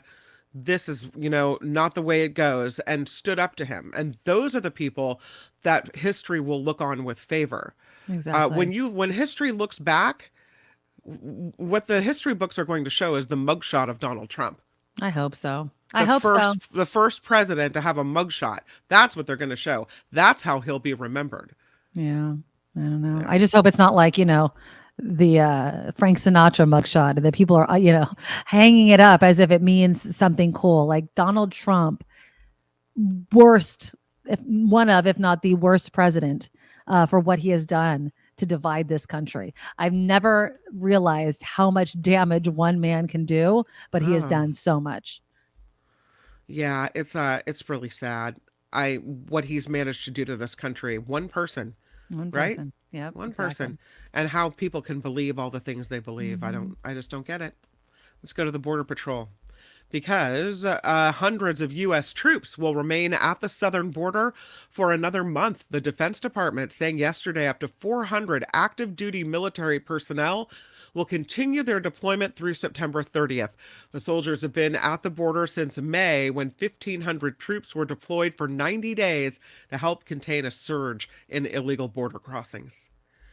Autonomous trucks. That's a cool looking one. It's a Mercedes. Maybe they're not all so fancy, but that's like a big rig truck. Yeah. No joke. As autonomous vehicles become more prevalent in some cities, California may be putting the brakes on the driverless trucks. The autonomous vehicle industry has 18-wheelers ready to hit California's highways, but a bill is making its way to Governor Gavin Newsom's desk. It would require a human driver in the cab of a big rig until at least 2031. Meantime, another bill that would expand the fleet of driverless taxis is headed for a floor vote in the state Senate. Lawmakers who oppose that bill will cite the numerous malfunctions and accidents involving robo-taxis in San Francisco. I will say Governor Gavin Newsom has been coming down on the side of tech companies on autonomous vehicles on this. So I don't know. I don't like it. That would scare me. If that was like a runaway big rig, I don't like that. Because when you say runaway big rigs, that's when the brakes go out, right? Well, or if it's just out of control, like somebody doesn't have control with it. This whole robo taxi, and I don't think we will. Something cannot be hacked, right? I don't trust it without a human behind the wheel. And I know that you said it's gonna. Someone has to be in the cab. Well, if someone's in the cab, then just drive the damn thing. I don't know. That's just me. A California man is being convicted of murder for providing a deadly dose of fentanyl to a woman. Oh. Yeah, a murder conviction for a drug deal sale. It is the first fentanyl-related homicide case in the state of California. It's according to Riverside County DA Mike Hestrin. A jury on Thursday found Vicente Romero knew the drug was deadly when he gave it to Kelsey King in 2020. Prosecutors say she died after she ingested half of the pill in front of him. He can face a possible sentence of 15 years to life in prison. And maybe it's convicting people that are dealing fentanyl of murder in these cases that gets the fentanyl dealing to stop. Maybe no, you go to China and you go to Mexico and you stop the creation of it. We have to crack down on the source of it because people like to do drugs. And you think that the drug dealer gives a crap. You know how hard it has to be to link one pill or a pill? I mean, it has happened, but I'm sure it is not an easy thing to do. So no, we need to stop it at its source. And then we need to figure out why the hell people want to do drugs all the time. We didn't have time for it. So on Tuesday of next week, I do want to go into this kind of the safe injection story out of San Francisco, because I want to play you this news report kind of talking about pain, people addicted to drugs, and the answer in order to save people's lives. But when you watch this video, and again, I'll show it on Tuesday, it's disturbing. It makes me really question whether we're doing the right thing. But I digress. A sad story. This one, I'm telling you, there's a Southern California 12-year-old who's dead after collapsing in PE class. Joshua Robinson died this week after collapsing on his middle school campus in Lake Elsinore. His family thinks the boy's death was heat-related as temperatures were soaring around that region earlier this week. Robinson was taken to a hospital after he collapsed, but he went into cardiac arrest and he died. Some students say he was showing signs of distress while running laps before he collapsed. Do we have to rethink what we're doing in PE? Like, yes, especially in the heat. Yeah. The other day it was too smoky outside. So instead of letting kids do recess in PE, they had them go in Petaluma. They had them go inside in the multi. And it was one of those kind of like smoke days that you just stay inside. But should we do something similar if it's too hot outside? You cancel PE for the day and that's it. I mean, it was funny because at back to school night, I went to the PE class and they were saying, we had them walk the mile yesterday. They were complaining the whole time. And I thought to myself, I was like, because it was freaking hotter than hell yesterday. I was like, nobody wants to do that. Now, again, these are kids, but make sure that they're drinking a lot, or, can they run around in an indoor gym instead of doing it out in the sun or something like that? We need to, but it's just so sad. That is mandatory really sad, water breaks. But often you'll have one teacher for, I don't know, 30, 40 kids that are all doing PE at the same time in middle school. And how can you monitor the health of all those kids and make sure that no kid is struggling or showing signs of trouble? I don't know. Smaller class sizes save lives. I've said it for poor years. Family, yeah. I know. There are some smells triggering complaints as a sewer system upgrade continues in San Francisco. Oh, yeah. But some San Francisco residents are saying this is bad. This is really stinky. Residents and businesses near the Panhandle in the city have been complaining for days over the strong odor the project is giving off. The city is working to upgrade its 150-year-old sewer system, but the odor coming from the project is causing some concerns for a few businesses in the area. The San Francisco Public Utilities Commission says it's monitoring the project and is also monitoring the odor coming from it. What does that mean? You're monitoring the odor? Yep, it is what it is. Okay? Yes, it is there. We're monitoring the odor. Well, exactly. Good for you. Yep. Keep on monitoring. 6 people from Cuba who are living in Houston are accused of smuggling songbirds. It's a violation of the Migratory Bird Treaty Act. The Fish and Wildlife Service says the birds are often used in singing competitions, which are very common in Cuba. The bird owners gamble thousands of dollars. The feds seized hundreds of these songbirds, which had been trapped as they migrated through Texas. They have been turned over now to the Houston Zoo. Okay. I'll do this story, but... you don't have to. I'm surprised by it. I love Kim's face. She's like, ridiculous. I'm like, really? I don't know how this story ended up in here. A 28-year-old man is dead, sadly, after lying down under a delivery truck in Miramar in the San Diego area. Oh. San Diego police say the man had been drinking, got under the truck Wednesday along Distribution Avenue, and then was run over when the driver took off. I mean, I don't know why that's news. You act like a fool, an idiot, then you're probably not going to survive it. I mean, how is that? That's sorry, guys. Speaking as someone that willingly hid under a car and then got ran over by it, well, not completely run over, but hit by it. Stupid people do stupid things. So there you go. It's true. It's true. I don't want to end it that way, so I'll end it. This way. With a free concert, but not for us. It's for the people in New York. Oh, bummer. They're celebrating Labor Day with a free concert. Sugar Ray, remember Sugar Ray? Oh yeah, yeah. He's gonna be the featured artist. Just wanna fly. Pass me by. That guy, right? Yeah. Yeah. People are gonna bring their lawn chairs and blankets, and it'll be really there. Fun. You go, Sugar Ray. That's like a fair. That's like a fair performance, right? You go to the state fair, you see Sugar Ray and Radio Story. Yeah. I was we had this concert, this radio station sponsored concert, and Sugar Ray was one of the headliners. Oh. And they came and they were signing autographs, and I was working at the radio station. And so I was posing for a picture with, I forget the guy's name, Mark something. Yeah, the lead singer or whatever. Lead singer. And he looked just like, remember he had a Vanilla Ice haircut? Oh, anyway, yeah. Wasn't it like spiky? Mark McGrath. There you go. Mark McGrath. And so I was posing for a picture with him, and he turned his head and he kissed me on the cheek. And it's the cutest picture. I'll have to show it to you. I'll look for find it. That. Yeah, he's cute. I remember back in the day. Hold on, I have a quick picture of him. He was cute back in the day. Yeah. Yes, he was. Hot or not? Yeah, he is hot. Here, let's go. Oh, there he is. Oh, I wanted it to be bigger. This guy. Oh well, it's not working for me. But yeah, he's really, really cute. He was really cute back in the day, but Kim's the only one with the kissy picture. All right. Is that your news? Oh, you do have it? That is my news. I have the picture. You ready? Yeah. Okay, I'm going to show it to you. And how long ago was this? Oh, God. Early 90s? Wow. Look at young Kim McAllister with those bright red lips. Wow. Yeah. So my husband hates this picture. You can see the fold in the middle of it. He folded it up and shoved it in a drawer one time. He's like, I don't want to see that guy kissing you. Don't be jealous. I'm like, I want to see that guy kissing me all the time. You know? I wonder, it's funny. It's like the blonde bleached tips of hair and everything like that. Oh, yeah. Anyway, there you go. That was the 90s, right? 90s, early 2000s, something like that. All right. Yeah. That's awesome.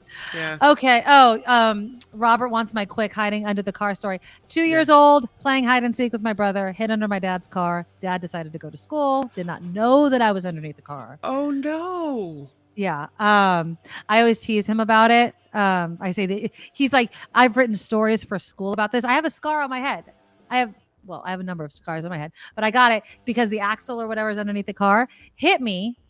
And so thankfully he didn't keep going because, sometimes you just hit things, you just keep going, and saw my legs flailing underneath the car, lifted the car out, took me to the hospital. I got stitches and I'm only kind of off, maybe that explains a lot of things, but no, he's like, you write stories for school about this. Like I was down at the end of the block and I sped up and I ran you over. So I have to stop teasing. It was me. It was my stupidity. I was a dumbass at 2 years old that hit underneath the car. I wasn't a drunk ass.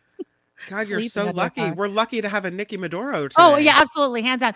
Do you know how many stories there are about kids getting hit in driveways? Yeah. It's so common and it's so sad. But yeah. Thank God for the backup camera. Is the story. Yeah. You can make a movie about it. And speaking of movies, let us welcome our very good friend Tim Sika to the show. Sorry to keep you waiting, Tim. Oh, no problem. Hey, hi, ladies. How you doing?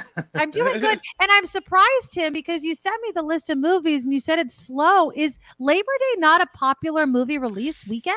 Yeah, well, I think because of the strength of movies like Barbie and Oppenheimer, there's people that still haven't seen those movies. So, and they're still making money. So there's a limited number of new films being released because those movies still have legs, Yeah. They're still bringing people in. I went to the to the local cinema here just a couple of days ago, and I couldn't believe how crowded it was. And most of those people were going to see Barbie and Oppenheimer. So Oh, there you go. Yeah, I still want to see Oppenheimer. I still want to see some of those. What do you think, before we get to the movies that you're recommending, what do you think about The Exorcist moving its release date because of Taylor Swift? Have you heard that news? I kind of have, yeah. I don't even know why they made another Exorcist movie. I mean, come on. How dare you, sir? You know that I want to see it. You know I want to see this. Yeah, I mean, I'll see it too. And at least Ellen Burstyn is in it, but she really, she's aged considerably. Right. I don't know. I know you want to see it. Yeah. I'm going to say, I already bought my tickets for the Taylor Swift thing, so I'm not going to be seeing it. Yeah, it's funny because, I tried getting on that one of the websites for another movie, and it kept knocking me out because of the Taylor Swift thing. Yeah, they said unavailable temporarily, Oh, that's funny. Yeah. All right, well, let's get into the movies that you can see.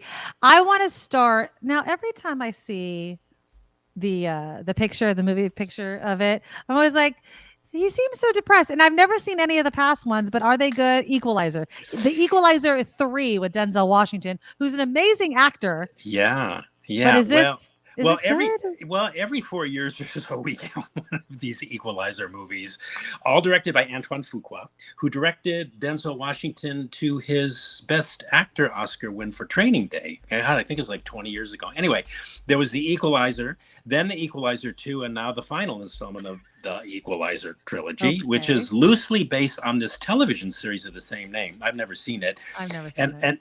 And all three of these movies star Denzel Washington, who plays a retired U.S. Marine and former Defense Intelligence Agency officer with, let's just say, a mysterious past, and who is, let's also just say, pretty confident about his seeming invulnerable ability to inflict lethal violence upon bad people and those kinds of bad people who seem to evade law enforcement, right? So he's kind of like a vigilante in a way.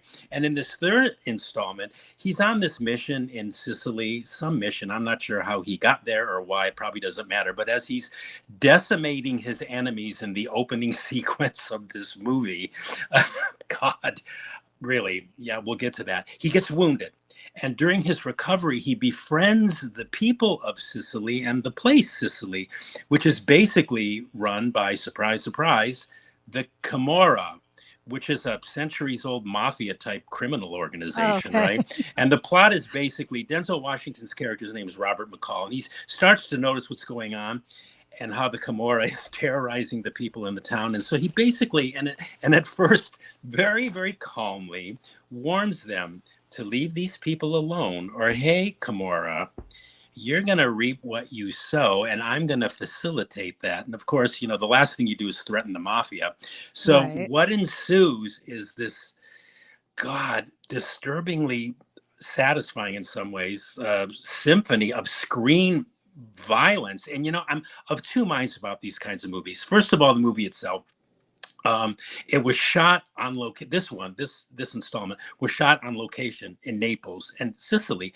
Gorgeous on location photography. Really, you kind of want to go there after you see to Naples or Venice or Sicily after watching this movie, because the craft of the movie is beyond reproach. And Denzel Washington is superb. I mean, he elevates the movie, and at the same time he blends with it. He has such weight and gravitas, and he's magnificent as this character. There's as much going on with his performance when he isn't saying anything as when he does open his mouth. His face has vocabulary all of its own, and it's a brilliantly measured and calculated performance where his technique is invisible. You never see him, quote unquote, acting, but he is this character. But the movie, oh my God, if it weren't for the fact that you're kind of glad that the baddies are getting what they deserve, right? The movie itself would be unredeemable. It's so violent. Yeah, I mean, violent. I literally looked away more times than I could count. So what am I saying? If it's not a boring movie by any counts, it's beautifully done.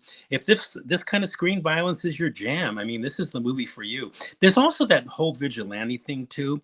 It kind of, questionably makes you root for the vigilante, and I get that, but I don't know if that's a good thing. I mean, people. Do I have to watch the other ones to watch this one? No. Okay, I good. don't. No, I don't think you do, because this one's pretty much self-contained. But and I'll tell you that there is nothing like gruesome and graphic violence in widescreen IMAX. I mean, it is an experience. Well, you know, I like my violent movies, so yeah. I And if I had to take a side, I'd say it's a good movie because it accomplishes what it set out to do. And Denzel, it's worth seeing for Denzel. That guy is. He's so magnificent. Good. He's so good. You're absolutely right. Yep. All right, let's move on to another actress who's really good. And I don't feel like I see her in a lot of things, but maybe I'm just not paying attention. Is Hilary Swank, and she's in The Good Mother. Yeah, right. We're not seeing very much of her lately, but she's front and center in this movie. Actually, this movie relates to one of your news stories about fentanyl. Okay. This is a Hilary Swank in this movie. She plays a journalist who goes on this quest. It's a mystery thriller to find the truth behind her son's death. And in the process, she forms this weird, unlikely alliance with the pregnant girlfriend of her dead son. She's played by Olivia Cook, who helps her with getting to the truth. And this is a strong story of grief and addiction and depression. And it made me think about, I don't know, maybe you ladies would know, is this a theory or have studies been made about this, that addiction is, or it can be, a result of like congenital inheritance? Ooh. I mean, I think that some people I've heard that, addiction can run in families, like the addictive kind of nature, but I don't know. No, there's scientific studies that have been done that shows that you're more susceptible to have a problem with addiction if other people in your family have. Absolutely. Do. Yeah. Well, I immediately think of Judy Garland and Liza Minnelli. I mean, they both struggled, mother-daughter. Anyway, in this movie, the Hilary Swank character has a drinking problem, unlike her son, who we learned was a heroin addict. So, this is an indie drama. There's an interesting twist 3/4 of the way through, which makes the ending ambiguous enough and open enough for a real discussion about, okay, now what is this good mother of the title going to do with this information she's amassed? And I liked it a lot for that reason. We don't get movies that do that anymore. That was really common in the 70s, especially. So this movie kind of reminded me of some of those 70s movies in terms of its personal feel and the fact that it left you not hanging, but questioning. My only caveat, I wish it had been longer. It's kind of a lean. I'm always complaining about long movies, and I like the short ones. This is a lean 90-minute one, but I think it could have used a bit more background on some of these characters, particularly the journalist mother, played by Hilary Swank, who's so impressive as always, but she has to kind of bear the burden of conveying to the audience without any script indication to figure out for themselves why maybe her character is the hard and heavy drinker that she is, and what that might have contributed to her son being who he is or was. Okay. So it's an intense and at times emotionally gruesome drama. It's about corruption and drugs, opioid addiction, which is, in the time. I mean, it's reflective of the times we're living through. It boggles my mind. This is nothing that this movie made me think of, that fentanyl, which is a opioid drug, it's a synthetic, is actually approved by the Food and Drug Administration for use as a painkiller. Yeah, I mean, absolutely. It was for cancer patients. It was for cancer patients. Yeah. It's way, way more potent than morphine, and it's way, way, way more potent than heroin. And it's addictive. I mean, I don't know. I mean, whatever. Anyway, so, but this is a good indie drama. It's a good mystery thriller. It kind of keeps you on your toes, and it makes you think about what it was that you saw. And Hilary Swank, I love her. She's so great in this movie. So I recommend it.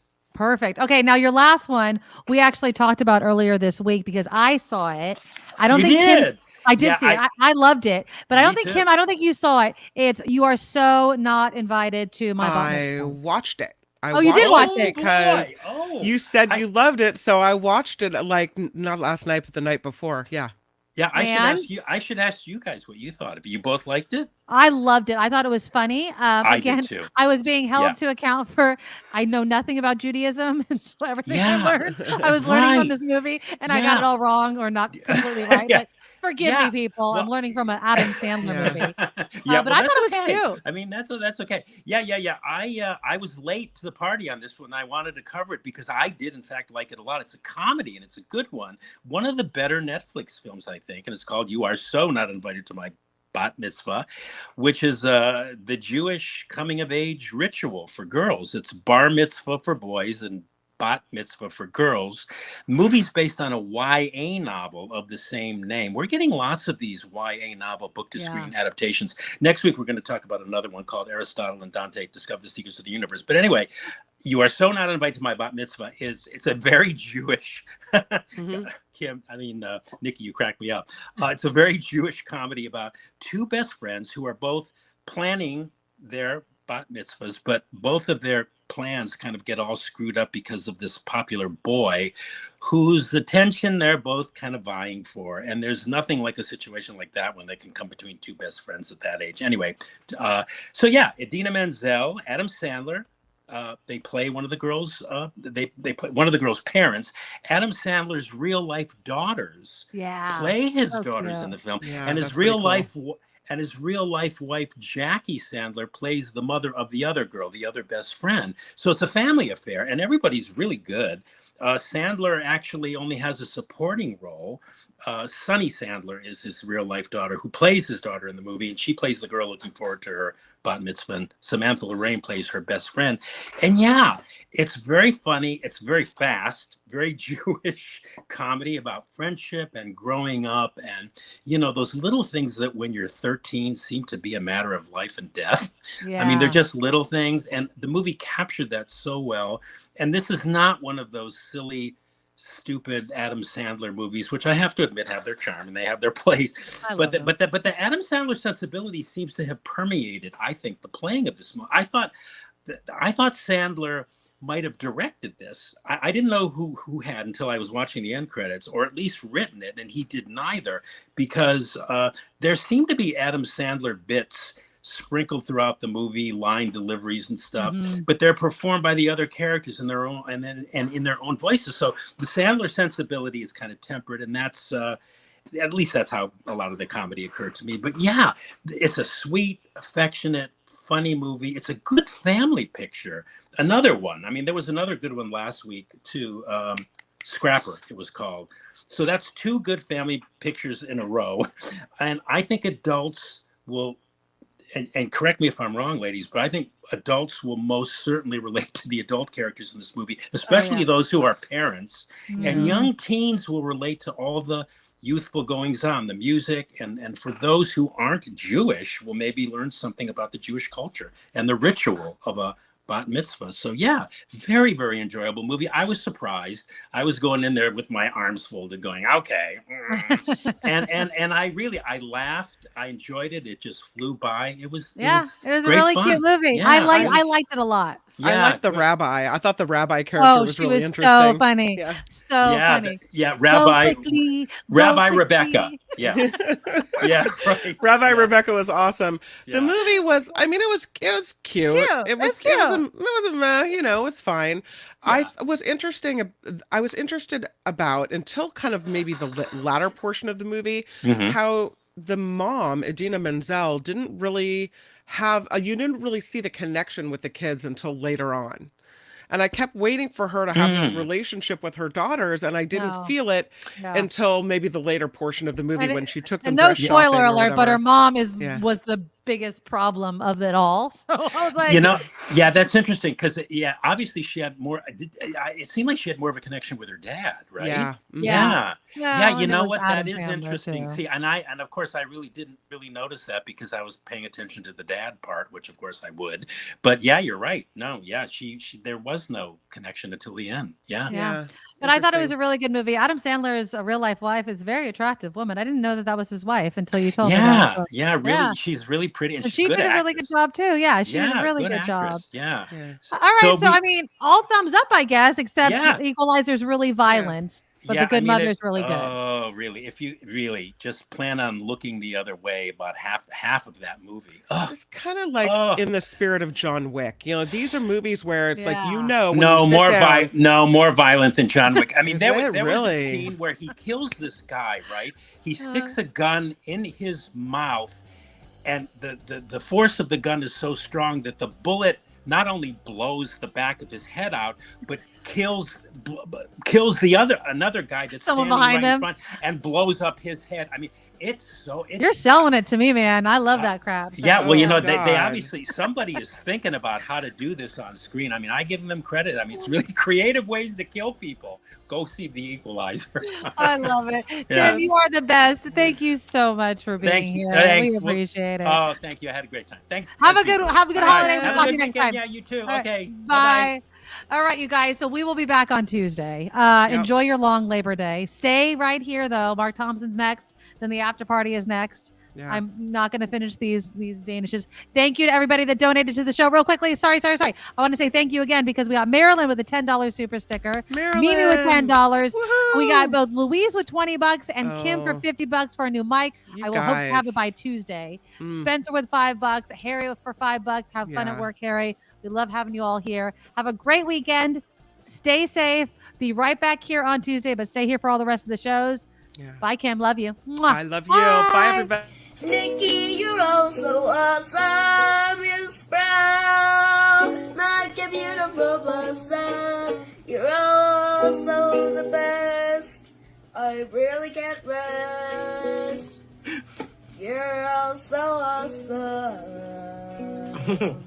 Wow. Okay.